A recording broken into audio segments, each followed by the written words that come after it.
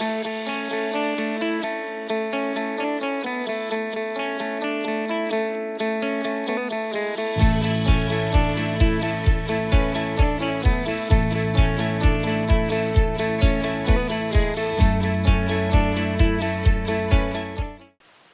you all for attending the second finance meeting that we're holding as a part of the 2021-2022 planning process. This meeting is going to focus on a lot of work that Mr. McCausland has done on putting together a view of the current proposal for the budget. We're going to take a look at some numbers tonight. Mr. McCausland is going to lead this in just a minute, but we're going to take a look at some numbers, and I'm sure he'll caution you also, but this is round one. We're going to go through about 5 more rounds of this, so this is kind of like the raw data for the budget.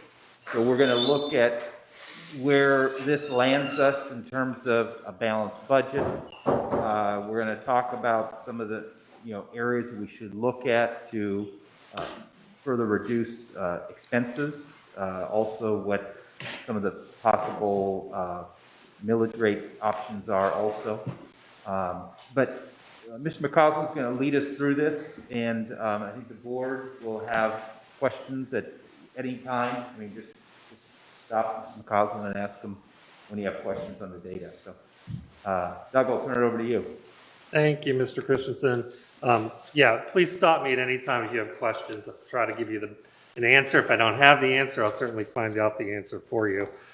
Before I start, I just wanted to thank the other administrators, the principals, the department heads, the facilitators, because this year we embarked on a different budget process. We did a zero-based budget, which took us a lot of time to work through, especially in their first year, because they were really given nothing and asked to build their budget and what they need to deliver their programs from scratch.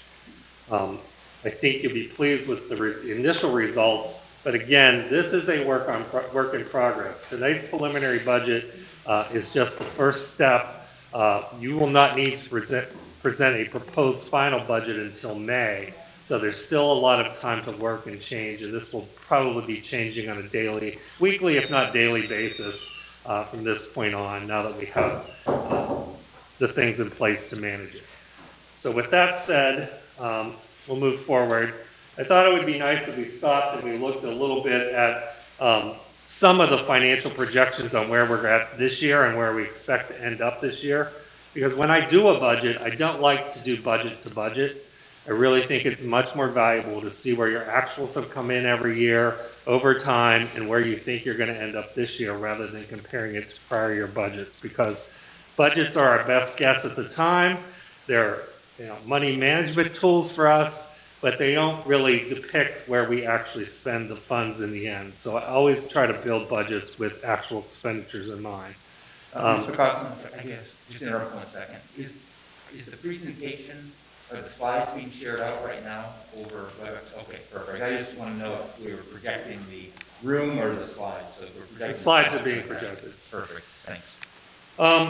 So this first slide talks about your revenues and your expenditures and where we budgeted for the year and where right now I'm estimating we're going to end up. Revenues are going to, in my estimation at this point, are going to come in about $2 million higher than where we anticipated. That is largely due to a lot of the CARES funding grants that we received this year that we weren't anticipating. That is probably the biggest variance.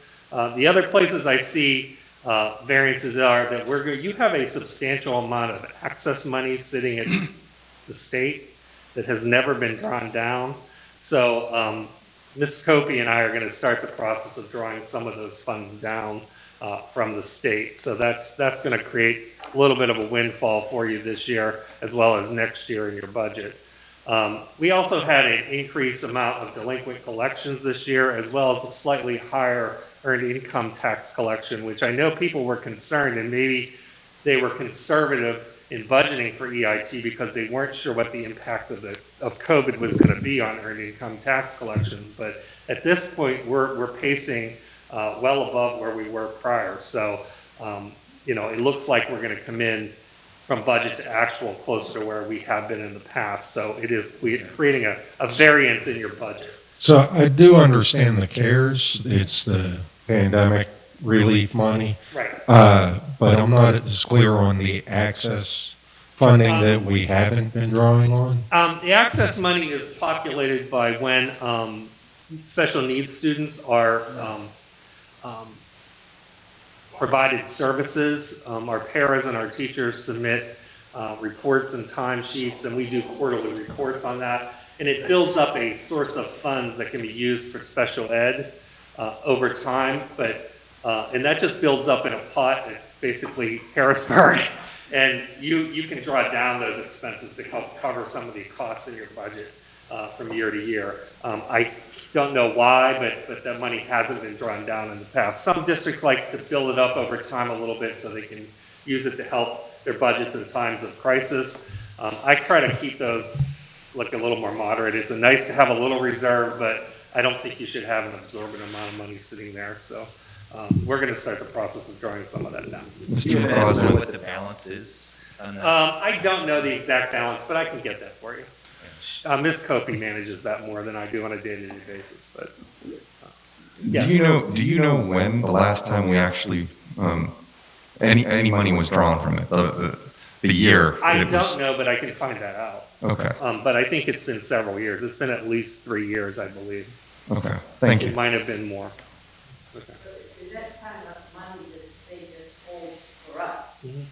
Yeah, it's generated by the services we provide for special needs students. So with that being said, the expenditure side of things are coming in much lower than we anticipated. Basically, that's the result of a lot of wages that aren't being paid for overtime and extracurricular type personnel. We don't have class coverages, those types of things we're paying for. We also aren't paying for substitutes because we're remote, so there aren't any subs needed in those situations. We pay for some, like day-to-day subs and some class coverage subs, but not to the level we have in past years when we're in full live instruction. Obviously, our transportation costs have been somewhat lower. We haven't been running buses. We have just sold some fuel back because we weren't going to use it. And then supplies have not been consumed at the same level as they have in the past, just because when you're remote, you're not using as many supplies. So all of those combined, we're looking at a savings of slightly over $4 million, which means the good news is you're probably going to end up $6 million to the positive so far. Now, again, that could change as we go through the year if something changes, and I'll be updating this every month or so to make sure that we're staying on track to where I projected now, because we're still early in the year. But remember, you had budgeted this year for a $5.3 million loss, which means that the swing is going to be about $1.1 million to the positive for you, which means that you're... That's the net, just to clarify that, right? Because when you say 6 million to the positive, that's assuming that we were taking out 5.3 million out of our general fund to cover. Correct. So the net change is going to be about $1.1 million. Right, yeah. Which is still a much better position than you had originally anticipated being in. Which, So does that mean that the 5 million that you anticipated taking out will not be? that's correct. Yeah, actually, fund balance grows by 1.1. So we already started off with some good news. Right. All right. Questions about that? Anything before I move on? I like to put you in a happy mood first. Oh, no. No, it's not so bad. The next slide is the budget summary for next year, for 21-22. Right now, as it stands, total revenues are at 91 million. Total expenditures are at 92.3 million, leaving you a budget deficit of $1.3 million. So again, not nearly the 5 million you might have anticipated, much more manageable at this point for a preliminary budget. Not good that we're still drawing, but still a long way to go in working with the numbers. This actually represents an increase in spending over actuals of 5.8%. Again, I don't want you to get tied up with that percentage. because remember, because of COVID, our actual expenditures are much lower than we had anticipated by 4 million. So it is going to look like you're increasing spending a lot, but in reality, you're not. If it was a normal year, you'd be closer to 1.5%, 2% increase over spending. If I look at the last year's budget, the increase in spending is less than 1%. But again, I don't think budget to budget really helps you a whole lot, but I threw that number in just so you could see it. Primary increases are due to personnel. $3.6 million of the increase is related to personnel costs, wages, and benefits. Books and software up about $990,000. Technology replacements right now are up about $500,000. That could change as well. Tax assessment and millage for next year. Right now, this budget does have in it a 3.5% increase in millage, which means that your taxes would increase by 0.7618 mils, which is the max that it can increase next year without an exception or referendum.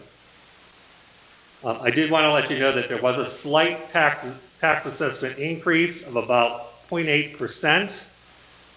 This generated an additional $450,000 to the district. So the tax millage increase itself would generate about $1.95 million by increasing the taxes by 3.5%. Just for your information, 1 mil generates about $2.5 million. And the tax increase on a median household, which in Bethel Park it's $151,900, is the median household value, would be $116 at that rate. This gives you some scenarios so you can see that if we end up where we don't have to go to the full index, it just kind of gives you every 0.5% or so what the increase in mills would be, what the tax increase would be on that median household, and then what the corresponding deficit as of now would be in the budget. So if you did nothing, you'd be at about 3.2 or almost $3.3 million deficit versus the 1.3 that we're at right now at the max. So I think, this is one thing, I don't think we're going to decide it tonight, we have more revisions to go through, but, as a board, given the, a lot of the challenges of everybody this year in the community and everything, and, the fact that we didn't have to draw down our fund balance by $5.5 million like we thought, this is something where I think we should really consider. I think Mr. McCausland has kind of shown that we have some cushion in there, and so I think that over the next, before the next meeting, we should kind of all think about where we stand on actually raising taxes. I think that, my own personal opinion, but each of you individually has to come up with your own opinion. I don't think, we need to. I agree with you, Mr. Christensen. I don't know, Mr. McCausland, if you're prepared right now with this, but one of the things that concerned me prior to this year, prior to the silver lining of the savings that we've incurred due to COVID, wasn't necessarily a one-year problem. It was how that would have kept compounding. Now, with the savings we had this year, does that, I imagine that blunts that problem. Yeah, we have a slide coming up that kind of shows you that out to the future.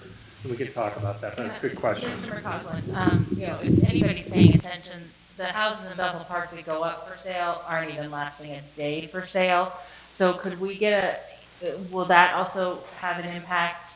Because those houses are selling for a larger price, so maybe Jocelyn can answer this. The reassessed value would then give us a higher rate of return on their millage rate then also. So if the house was bought 10 years ago at $200,000, but it's now selling for $310,000, that's $110,000 minus homestead, we're getting additional funding on, correct? Right. That's correct. So that may be another reason why we may not need to do a tax increase, because again, houses they're not staying on the market. Well, that's also a process where, you have to look at possibly looking at a program where you appeal assessments when a house is sold to increase their assessment, because just because you sell a house doesn't mean that the assessed value is going to increase. The purchase price is a great indicator, but you have to formally start a process where you appeal those assessed values and then have them raised to generate more revenue. That was already being, Yeah, generally speaking, if there's, they, you know, you Thought look that at was the you guys, variance so I of the wanted to make price, sure. and if it meets a threshold for appeal, then they move forward with the appeals. And those are constantly being reviewed. We're also looking at interims and all of that. So there's constant, you know, we're constantly keeping an eye on the sales, new construction, all of those things. Although, you know, there are negatives right now too in the assessment world. Many businesses have closed. There are obviously a large commercial properties that are going to be coming up and have filed their own appeals to reduce their values. So Yeah, there's always going to be that variability in the assessment, taxation world. Right, I just wanted to make sure that I was correct, that the threshold, if it's over 20% of the last situation, is you're looking at reevaluating process, correct? Yeah, And, like- and so where are we too with South Hills Village on the Bethel portion? Isn't that, It's just starting. Yeah. So there's not, it has not moved. That appeal was just filed, Doug. What's that? The appeal was just filed. And Yes. Have Janet Yes. sort of give us a report on where those matters are pending. And every district has a different threshold, so I'll confirm that that is the threshold that Janet is implementing in your case. I think that's it's all on our website too. I do know that much. It's all on the Bethel Park website on where that is. But that should also play a big role. So if we could get some of those numbers into where we look at doing the tax increase, because that's something that needs to be looked at and processed. but is that process is formalized, at least what's happened in other districts is, if it's contested by, say a big shopping mall, those taxes are paid in direct escrow. That Correct. could happen for years, that the district wouldn't even have access to them. That the district wouldn't even have access to them.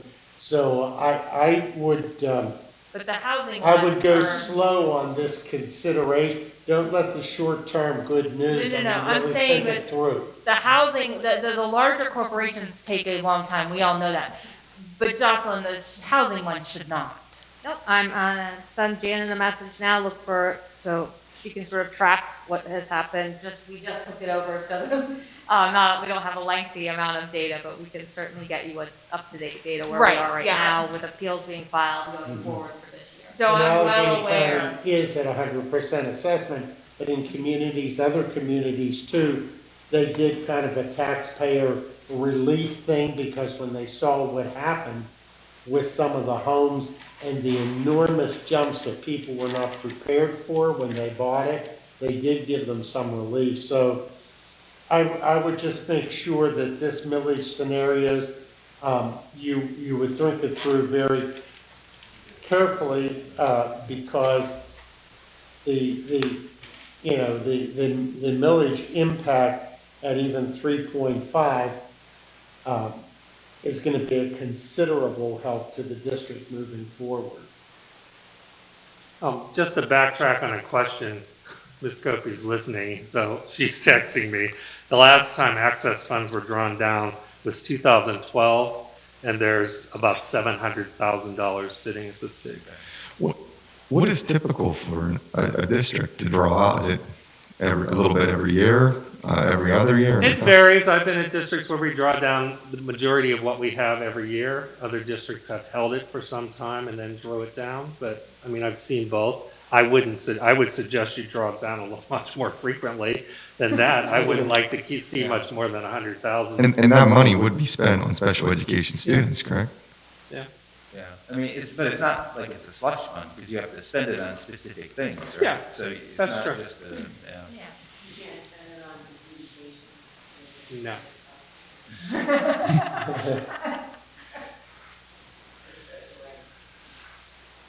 Okay, the next slide talks about revenues and where the sources of revenues. There shouldn't be anything earth-shattering here that shocks you. You can see that 71% of your revenues come from local sources, and primarily real estate taxes and earned income taxes in the district. So by far, I think we were talking about this today, when I started in this business 28 years ago, state's portion was a much larger portion of that pie, but it has certainly shrunk over time. And the local taxpayer has fronted the burden of sustaining their school districts since then. Right now, you can see real estate taxes make out a little over $55.5 million, and then your other taxes are about $1.5 million. State funding is up $362,000, or about 1.5%. The governor is to present his budget, and we'll get more information right now. So I was a little bit conservative on the increase at this point, knowing that they've spent a lot of money in this pandemic as well, and wasn't sure where the funding was going to come in with the budget, but we hopefully will see a little more of an increase there. Federal funding looks like it's decreasing, but again, that's largely because we received so much CARES money this year that we don't anticipate seeing next year. And is the remaining federal mostly free and reduced lunches? Most of your federal funds are made up by Title I and Title II Yeah. for low income and reading. You'll see about $500,000 in there for tech purchases. Remember that we talked about when we lease computers that the lease itself, the proceeds from the lease are considered revenue. So that's what that represents, would be a lease that you did to purchase additional technology. And when you do make that first purchase for a lease, you get into the program up front, and then you get to the end of the cycle, and then those computers have some value, right, on like Right, trading. they usually have trade-in value. So the first time you're getting into the lease, you're spending more up front, but then it will go down as you trade in, right? It wouldn't be as much the second time around, correct? It'll reduce your principal in the next time, but it really depends, where pricing is for computer equipment at that point at the end of a 3-year lease. It's like anything else. Trade it in, you'll get some value for it. But right now, when you're keeping them 10 years, there's really no value to anything we get rid of. This just gives you a brief village history of the last 10 years. The items in yellow down there are certainly what we have in this budget, but again, subject to change as we work through the budget. But you can see that you've had many years where you haven't had tax increases. You had a year there where you decreased taxes significantly, and I think you're all aware of that's why you saw the issues you saw.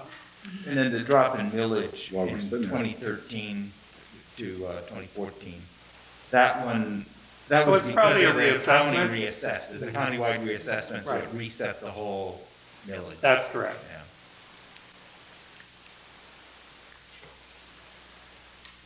Yeah. Expenses, look at them a couple different ways. The way we have I have the budget set up right now, I can sort this budget by operational area. I could sort it by type of expenditure. We can break it down in any number of ways, the way it's been set up. But for tonight, I just gave you the basic operational areas and major types of expenditures. This slide really doesn't show you anything I think that you wouldn't understand either, that the majority of our budget, almost 64% of it goes to direct instruction in the classroom. It goes to teachers' salaries, teachers' benefits, the supplies, the books, the technology we use in the classroom. All of those things that students use on a day-to-day basis show up in that piece of the pie. The orange piece for support services are things like library support, guidance support, psychological services, special ed services, your principal's offices, the business office, the superintendent's office, all those types of ancillary departments that really assist the instructional process. Operations, all your buildings and grounds costs go in there. The next highest piece is the debt. Your debt makes up about 8.5% of your budget. Non-instructional is majority your athletic programs and your student activities. And then a very minor portion goes to capital improvements, because you also have a capital reserve fund that you utilize. And next time we meet, I'll get more into those other types of funds too, so we'll talk about those as well. This is looking at expenditures from a different perspective by the type of expenditure. Again, I don't think there's any big shock here, but personnel costs, wages and benefits for all your personnel make up 77% of your budget, almost a little over $71 million of your $90 million budget. Your debt makes up again 5%, 7.3. Tuition, 4%, 3.7 million. Services we receive from the IU for special education, about 1.4 million. Supplies are about 1.3, and utilities make up about 1.2. So those are your major expenditures that you see. So on the tuition, so that's for charter school tuition that we pay, right? So we saw an increase in students enrolling in charter schools this year. I know that we were going to, I think, Dr. Jansanti or Ms. O'Rourke, I think we had talked in an earlier meeting about trying to contact those parents of students, see if they are going to come back to the district. And so I guess my question here is this tuition payment based on what we did last year or based on the enrollment in charter schools this year? Right now, this is based more on the trends you had prior to this year. Okay. You're coming in closer to $5.2 or $5.4 million this year in tuition Okay. costs. I am very hopeful that many of the people that elected to go to cyber charter schools are going to elect to return. Okay. But it would be nice to gather that information so we know where to project. So, yeah, so that could be a. I do have a list of all the students right now. I just got it today from Okay. Mrs. Sutton. So, that's part of what some of the things we have to do. Okay, yeah, I think that's a number we have to firm up. That could be $1.5 million swing. It could be. Yeah. And just between this slide and the prior slide, on debt, debt is 8.5% on the prior slide, 5% on this slide, and there's about $500,000 difference there. I just was looking for a little The one on the clarification. prior slide also includes transfers that you make to capital projects, because that's really part of your debt. It shows up in those numbers, so that's really why you have the variance. Okay. Thanks. So regarding the tuition, if students enroll in our online, we don't have to pay tuition, do we? Or do we? We pay a cost for the program, it's just not as expensive. When kids go to charter schools, a regular ed kid could cost you somewhere from $15,000. A special ed kid could cost you closer to $25,000. We don't pay those types of fees when they're enrolled in our cyber program. Because we had also talked about making our cyber program more robust, or knowing that students are going to want to stay remote. And so that's something I hope that we are working on. We think that allows people to ours more attractive than outside.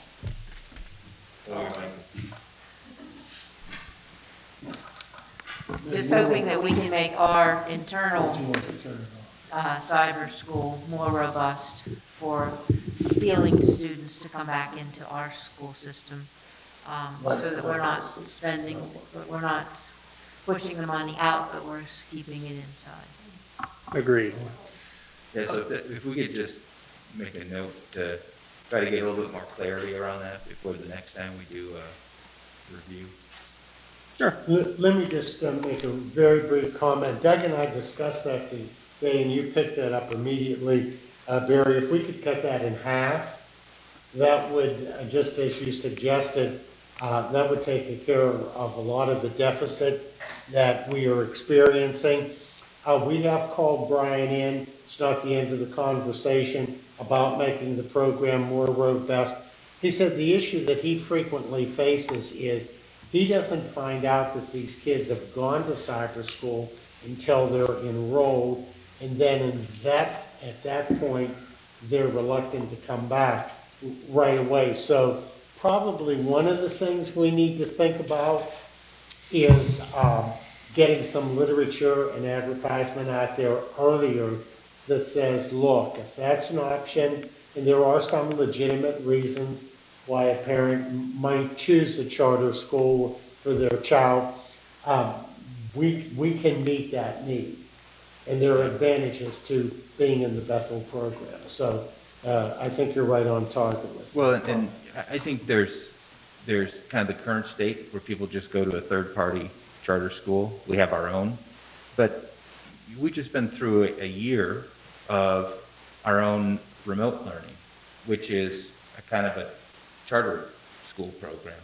And, you know, maybe we have enough capacity to serve our students in our community with better kind of in-person charter school learning, that rather than looking at a series of recordings on the web, they actually have a teacher that they're watching. So I think we should be very creative to see if we can bring people back, and offer them actually a better type of online learning. I agree. I agree with you, Mr. Christensen, and hopefully something like that can be advertised before the end of this school year so that parents can choose that over the summer and into the fall for next school year.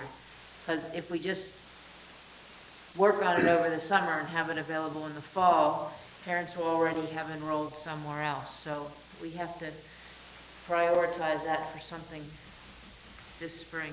Yeah, it would be good. I don't know what those due dates are when charter schools want parents to make a commitment, but we need to, we should have our plans in place a couple months before that so we can start talking about it. But it's, you know, it's a huge opportunity for us. The next two slides really come from Forecast 5. It is a program that we purchased this year that helps me do some comparisons with other districts across the Commonwealth, in the region, similar type districts and so on. One of the things I'm really going to get active on later this week and next week, because I haven't had time putting the budget together, is to load our 5 years of data into the systems, which will help me do a lot more robust comparisons and analysis with our budget and help me build a long-range budget for you in a little more detail. So that's kind of been put on hold because I've been putting this initial preliminary budget together, but that hopefully will be up and running by the next time we meet, and I'll be able to give you a little more of these types of snapshots. But this is a very basic snapshot of doing some comparisons on a per student. And this first slide really compares you to the AIU schools and their average spend per student. And Bethel Park is represented by the blue line. The average is the gold line. The next slide, however, really does a little closer comparison because I compared us to just Mount Lebanon, Peters Township, and Upper St. Clair. And you can see that the average spend in those districts, which is represented by the gold line, is lower than the spend per student at Bethel Park. So that tells you we have a little bit of work to do, that there's something causing that. And it probably more likely than not, just off the top of my head, is, remember we talked about the fact that the majority of your staff is at the top step. You have an older staff, not an old staff, but a staff that's been here at least 18 years and have reached that top step. So you're paying probably in that arena higher than some other districts that probably have hired some younger teachers. Now, over the years, one of the things I've heard also is that we have a higher per student cost because we have a higher special education percentage of students.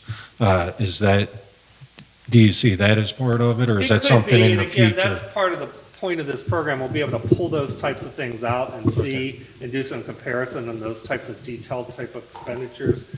So once I get our data loaded, hopefully in the next week or two, I'll be able to start to run some of those, and we'll start to learn a lot more about how we're comparing staffing-wise in different areas and different, cost spending arenas. These slides, by the way, do not factor in debt. We factored that out. So because everyone's debt structure really has nothing to do with their operational expense. So Yeah, we did factor that out. No, I think that would be really good to understand so that we could develop what's the reasonable picture for what our cost per student should be. and you're targeting the leading school districts around us, which is great. And there's some things, like the fact that and I've looked at data too, and I think that, compared to, for what you've compared us to, we have, the average or the kind of the median of our staff are kind of just over the jump step, so we're paying a higher rate than the others around us. And those are 30-year cycles that you just can't get around. That's how the compensation schedules are. But we should be able to develop a picture of what's a reasonable target for us based on other things, based on student to staff ratios, and that would give us something to work on. I actually think, now that we got, from a financial standpoint only, a little bit of a gift this year, it kind of takes the sense of urgency off of the earlier slides, I think, where we're only focused on our remaining fund balance and our deficit, and we can focus a little bit more on how we actually bring down our cost per student. And in the end, the numbers take you to the same location, but I think this is a little bit more of a strategic view and a longer-term view on how we drive our costs down while still maintaining a high quality of education. If you're only focused on the deficit, you're just scrambling to cut dollars quickly, okay? And I don't think we're in that state anymore. I think compared to putting a Band-Aid on something where we're trying to figure out how to right the ship and really make it operationally sound for us moving forward. So Right. These types of things you really have to dig into to really start to develop a picture of what's really key. Question though, if we have got that amount of faculty on the high gen jump step, our cost per student is not going to go down until that, because we heard from the Hayes Group last week that our student population is not going to take any more dips. We're probably there, we may see 100 student influx, 200 at max influx over the next 10 years. So until that faculty wave starts to go down, which, if we're looking at it when they were hired, that's anywhere from 3 to 7 years, correct?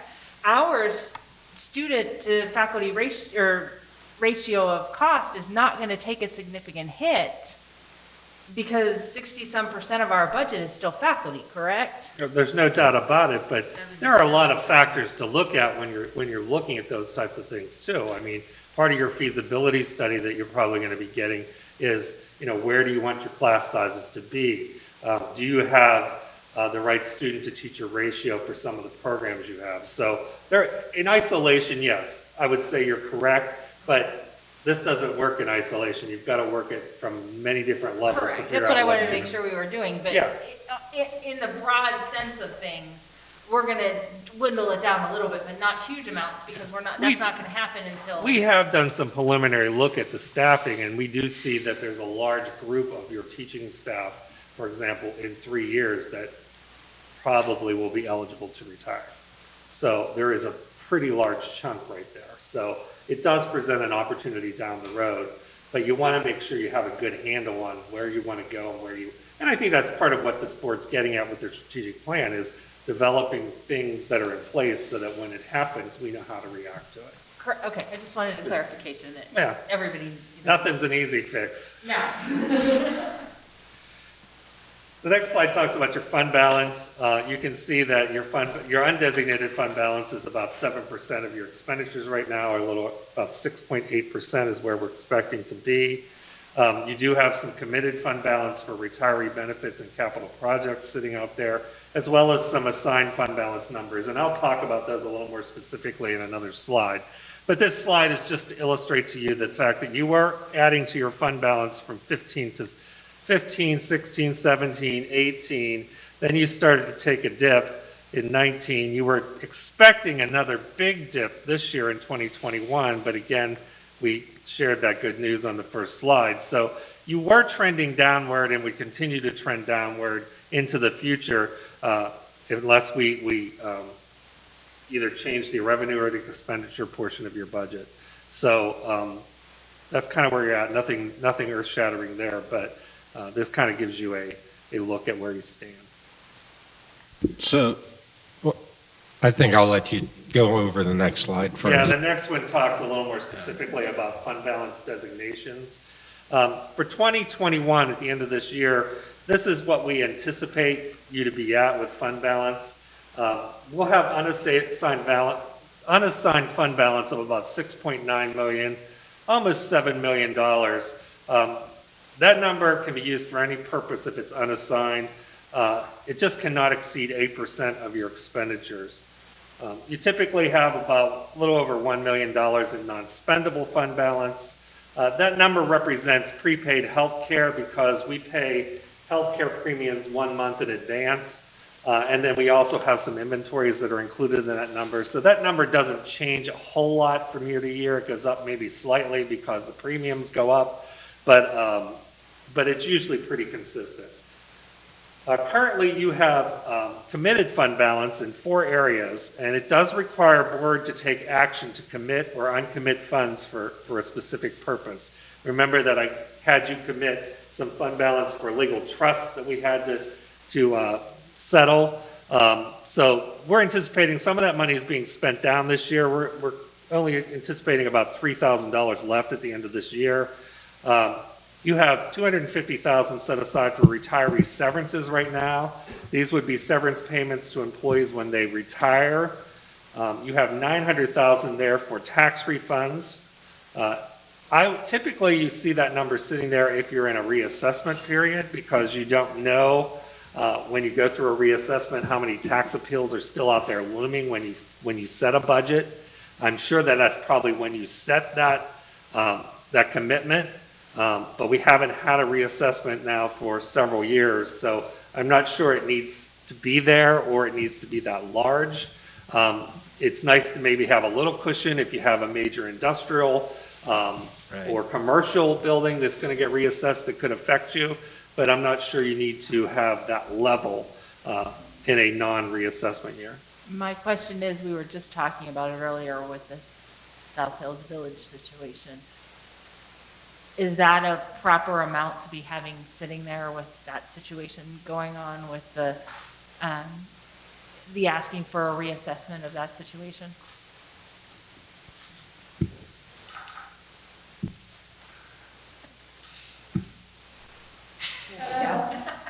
So they've appealed their assessment, so we really. We haven't seen those funds then, so we would not have to return. That was my question. They Well- have not paid anything. They have paid, right? But going forward, what happens if they're appealing their assessment, they will be locked up in litigation, and at the end of the day, there could be a significant refund due on the years that are, and that ultimately held over for appeal. So as far as what the exact amount should be, I don't have that information handy, but I'll make sure that Janet is consulting with. Yeah, we with Doug. typically, they stay in close contact. with Right, us, and I so- figured that, but that could be, this money is actually set aside for those kinds of issues. It's paid in taxes are paid in escrow generally and held by the district until the litigation is settled. See what they have to pay back, But if anything.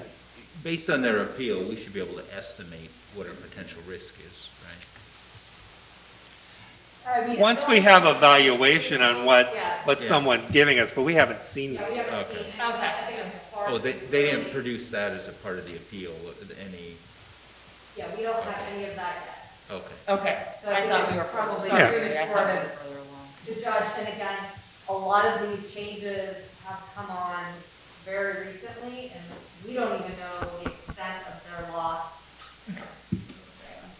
We don't even know the extent of their losses or claimed losses or where they're going.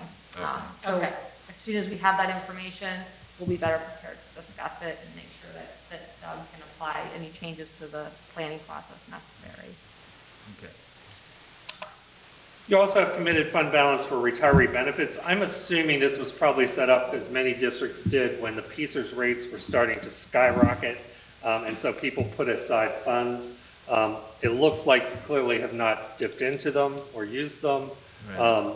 So I'm not sure they should continue to sit there for that purpose, because right now, while PSER rates are still high, the increases are not as significant as they were, 6 years ago when we were seeing, double-digit increases. And we're paying That's the those out of question our I was- operating budget.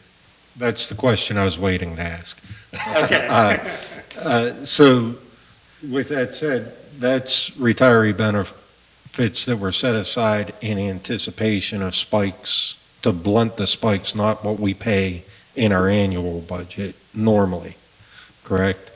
Correct. And that, with a board action, we could vote to shrink that, Uncommitted. Decommitted. uncommitted, Commit to something shrink it. else, or we could assign it. And we, but it's also my understanding that that is a big part of what affects our bond rating and our Well, I debt think services. part of what you want to do is keep some of that there, because I think it helps your bond rating from the standpoint of that you pay some retiree healthcare benefits when people leave until they reach age 65 or Medicare eligible. So it is a good idea to have some of that money set aside that when you do a bond review, they can see that you've planned for those expenditures. So I'm just not sure 12 million is the number. Right. I think when we get a better handle on what those obligations are, and I can look into your GASB 75, a report that gives you an actuary evaluation on that, we can determine what the appropriate number for that line item is. That'd be awesome. Could you make a recommendation at some point to us on, I based will. on your, Yeah, I will. I think right now in the preliminary budget, I have it at about $6 million. okay, But I'd like to do a little more research to make sure Sure. that that's a good estimate. yeah. The assigned fund balance is administratively assigned, and it can be unassigned for different specific purposes. Right now, remember that we had copier replacement and band uniforms sitting in the capital reserve fund. That was not an appropriate place to put that because those are not capital purchases. So we have hence moved them into the general fund at the same levels they were at in the capital reserves. So right now for copier replacement, you have $235,200. Band uniform replacements, $35,000. And then you also have an assigned number there that you typically use for your budget deficit. It was about 5 million last year.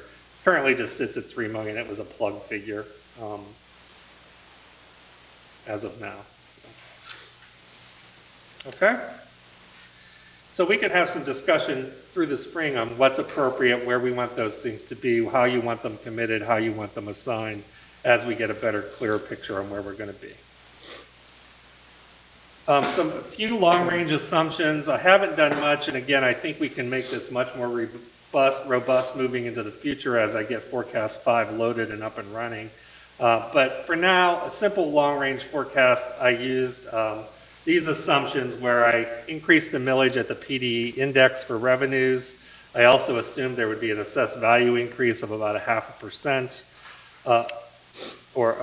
half of 1%.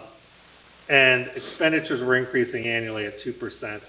And I also built in that three-year technology refresh that we talked about. Looking at those numbers, you can see that the blue line represents your revenues and the orange line represents your expenditures. Typically, you'd like to see that orange line below the blue line.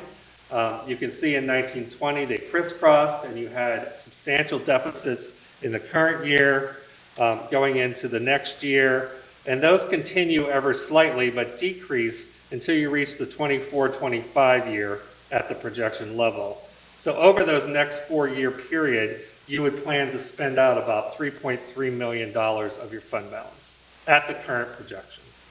Okay. That's actually, And you'd still have to increase to the index. Taxes would have to go up every year to the index. Okay, so just, I want the public to be clear on that part. That would be using the fund balance by $3.325 million with maximum index tax increases. Yes. So, I mean, we obviously can do a lot to change that picture. I just Right. wanted to give you that basic scenario now Right. and where you were headed. So. No, and I really do hope we can find ways to change that picture. I just wanted for the public watching to be clear that that's what that picture shows. yeah, I agree. I mean, I think, actually, even with the assumptions you made, what I was worried with those assumptions that this is going to be much, much worse of a future. I mean, that's what, I've been thinking, I think we've all been worried about. This is the best chart I've seen in any budget review process we've been through. I mean, the fact that we can look out 3 years, 5 years and see where we think we'll be at is fantastic. It's really good, really, really nice job. But, what I would say from a board, what we need to look at is now, the time urgency, because of this year, has been pushed out a little bit. So we should take a look at, what do we want to change in these assumptions? The assumption you made from a first base case, it's, valid. You clearly stated it, that you assumed the max index increase, but we don't have to do that. So that's what we need to be thinking about as a board for next meeting is, what do we want to do this year? But again, this view is fantastic. We've never had this kind of view before, and it at least puts me at ease that we can, do more on holding taxes this year. We also can focus more we have time over the long term to bring down our cost per student in a more controlled fashion while we're still preserving the quality of education. So this is all good news. I think the goal is going to be to build a model where we can all agree that these are the types of assumptions or variables we want to look at, and then have where we can plug in the different numbers into those variables and see what that does to the Right, model. yeah. So that's what I'm shooting for, and I think that's the tool I'm looking for to work for. So that gives you a lot more ability to ask what-if questions and then plug them in and see what happens. Yeah. Yes, thank you so much, Mr. McCausland. I'll tell you, just seeing this long-range projection, those two bars crossing at some point in the foreseeable future is, I think, a large relief to many of the board members that have been looking at the last few years. And this is before we start getting into the details, as you're saying. I really appreciate this work. Again, COVID has been horrible for our district, but the financial silver lining is it may have helped blunt this so that we can look forward, as Mr. Christensen said, in a more strategic plan as opposed to triage. And that's actually very reassuring to me. So.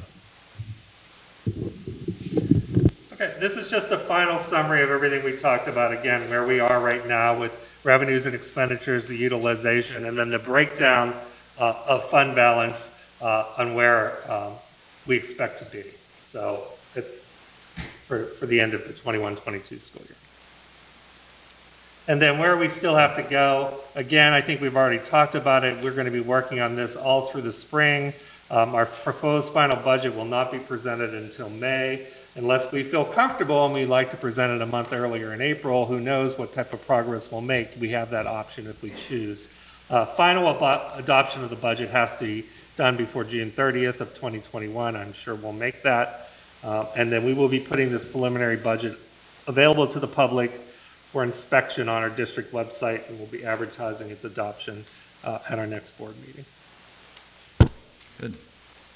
So last week, we had Mr. Hayes come and talk to us a little bit about a feasibility study regarding our facilities and so forth, so that we can plan for our strategic planning over the next couple years as to whether or not we are going to need to restructure our grade levels or close a building or, various things like that as part of the strategic plan. But we were also concerned about whether or not we needed to do something in a short-term basis on a more immediately. This budget that you presented here kind of indicates that maybe we don't have the emergency that we thought we might, but I'm going to ask the question anyway. So generally, what would the financial impact be of closing an elementary building in terms of savings? Just a general. Again, that's a tough question to answer off the top, but it's really going to be a factor of, obviously, which building you close, and what you're going to do with staff. Staff is the big factor. What's your tolerance for class size capacity in the other elementaries will determine how many staff you can get. And obviously, you can get rid of ancillary support services in buildings, but that's really going to be the number you look at. If I'm going to give you a target or a range, I would say that you're probably saving anywhere from $500,000 to $1.2 million. But again, it depends which building, how much staff, what your tolerance is for that, because you're not going to get the reduction in staff by attrition, unfortunately, in 1 year. So it's not going to be a pleasant experience to go through if we choose to do that. So But it's not. I'm sure we're going to have that discussion as we get more information on the feasibility study, and we're going to have to make that decision probably fairly rapidly to meet timelines the PD requires. And I know you're going to talk about a long-range strategic plan. You might be better served to have that conversation as part of that process and take your time before you make harsh decisions about those types of decisions that might disrupt a community. But I think everything has to be open for discussion. And I think as long as we keep it out there in the public and we're upfront and honest about it, I think that's what you have to do, keep people informed. And that's what I hope to do with this budget. I didn't mention it when we went through the budget, but if you start to look, and I did give you, if you continue on down your slide in board docs, you're going to see the actual numbers in there. I didn't put those on a slide because they're too hard to consume on a slideshow. And you need time to kind of sit back and look at those. But I will post those on the website as well. One of the things I did in this budget that hasn't been done in the past is I did put $200,000 in what we call budgetary reserve. That's for kind of unanticipated expenditures that come up throughout the year. I don't know how to say this nicely. When I went through the budget and we did a zero-based budget, it somewhat became apparent that there were line items in that budget that I couldn't account for. And it wasn't illegal or deceitful. I just think that there were some things that were overinflated because they were probably covering unanticipated expenditures. So I don't know that there was nothing underhanded happening. I just prefer to be much more transparent and say, look, I'm going to put some cushion in here, but it's going to be apparent that it's sitting there in budgetary reserve. That's our cushion. So I think it's much safer to be upfront and honest and say, yeah, I built some cushion in there, and that's where it's sitting. And you can see it. So, so I guess I had anticipated that the closing of a building, not considering staffing, would be a huge savings just in terms of building costs. But from what I understand from Hayes and so forth, it's really not that. It's mostly about staff. If you're closing a building. Operationally, you're going to save a lot. You'll save some on electric and gas, which will probably be your major things. But even if you have a building, you can't, unless you're going to winterize it, you're going to have to keep some heat in the building so your pipes don't freeze and things like that. So this won't be a totally, I'm going to pay anything for this building. There's going to have to be some upkeep in keeping grass cut and grounds cut. So you can't completely get rid of your operations and maintenance for that building just by closing it. Now, if you sold the building, there could be some revenue generated there, and then you would have higher savings on operational expenses. But you have to be able to sell that. So was that estimate including capital projects that might be necessary to keep the buildings open, or that's just No, operational? That's just, if you were to completely shut it down and just keep it maintained for, heat, environmental issues and maintaining the property, Yeah. Well- But for your savings, again, come in staff. I mean, Yeah. and then it's just, where is everyone's comfort level? And I haven't really even worked with the principals or the administrative team to say what educationally makes it sound. I mean, there's some decisions there that have to be made about programs. Obviously, in the special ed arena, there's a lot of questions about who are the students that would be affected, and do you have to move their para with them? Do you have to move the special? I don't know any of that because I don't have the specifics. It's a very labor-intensive process, but certainly something that we need to start thinking about if we're going to do that down the future. No, I guess the question I was asking was more along the lines of, he's provided us with an assessment of structural deficiencies or systems deficiencies in some of the buildings. When you're saying $500,000 to 1.2 million, I just want to be clear. If I understand you correctly, you're talking about year-to-year operational costs, not the investments that we have to put in That's to correct. keep those buildings open. That's correct. Okay. Do you have, in talking with the facilities people, have any anticipation of anything that's necessary in terms of capital projects for next year? Or are we not there yet? Or are we not? There is some money sitting in there, but I'm actually meeting with Mr. Fierce tomorrow, and we're going to start talking about it. And that's probably next steps for me, is I'm going to have to start meeting with all the principals, all the department chairs, really going through their budget in detail.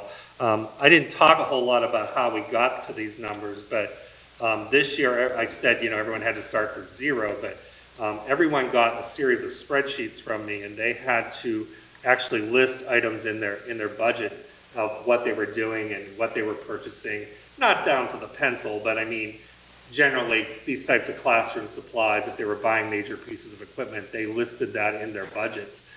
We still have to sit down and talk and meet about those items that are in there, making sure that they're supporting what they're getting, that it's sound to purchase. And Mr. Fierce is no different. If he's going to put projects in there or pieces of equipment, he has to talk to me about that.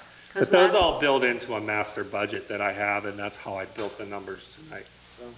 Because I'm just asking, because last year we put off a major HVAC project in anticipation of our strategic plan, et cetera, Right. and whether or not that would have to be done. Right, and that might be something that we'll look to your capital reserve. I did mention briefly tonight, but I won't just present you with a general fund budget. I try to present you a budget from every fund that we use.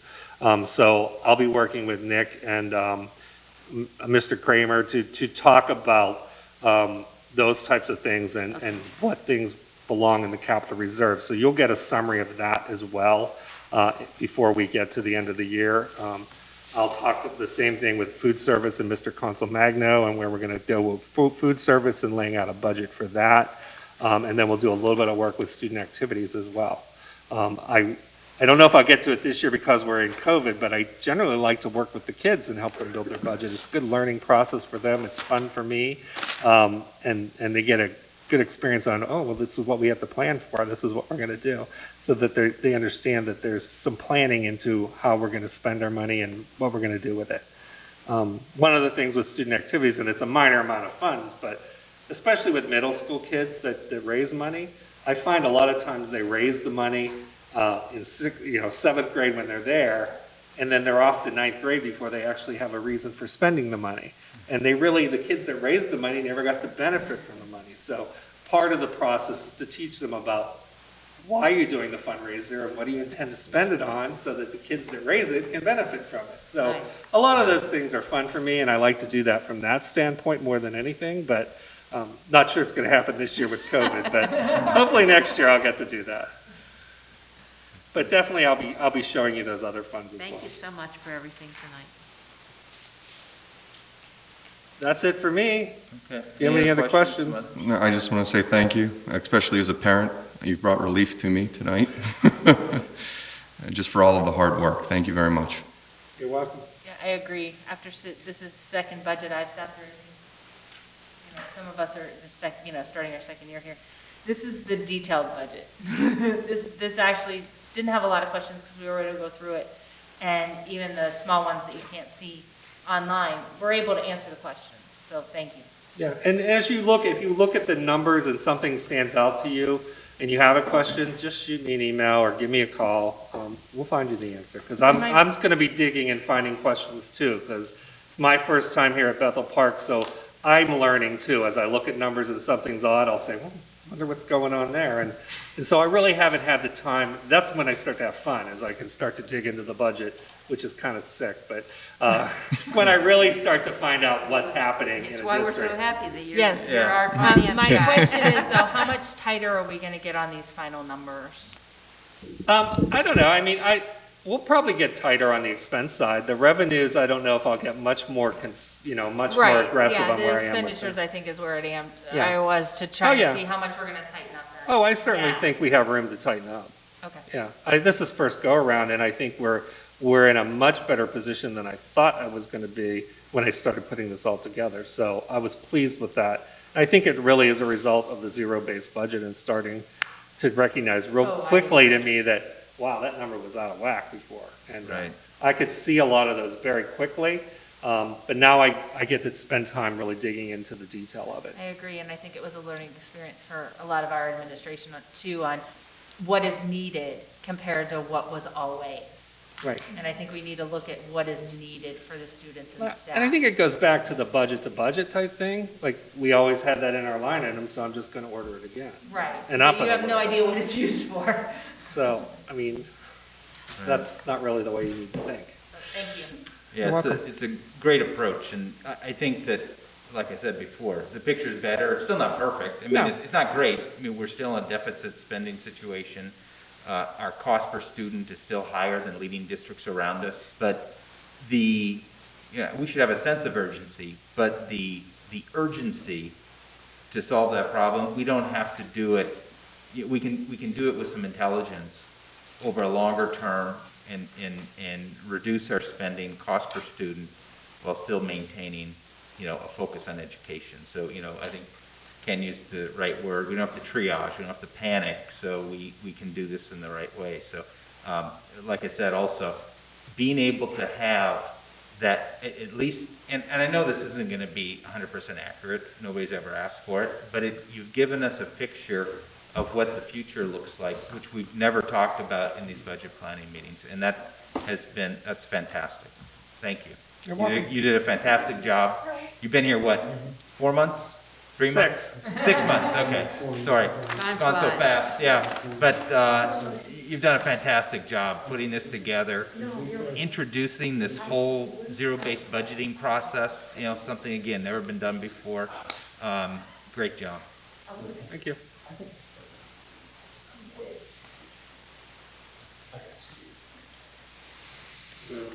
Anybody, any other questions? Anything online?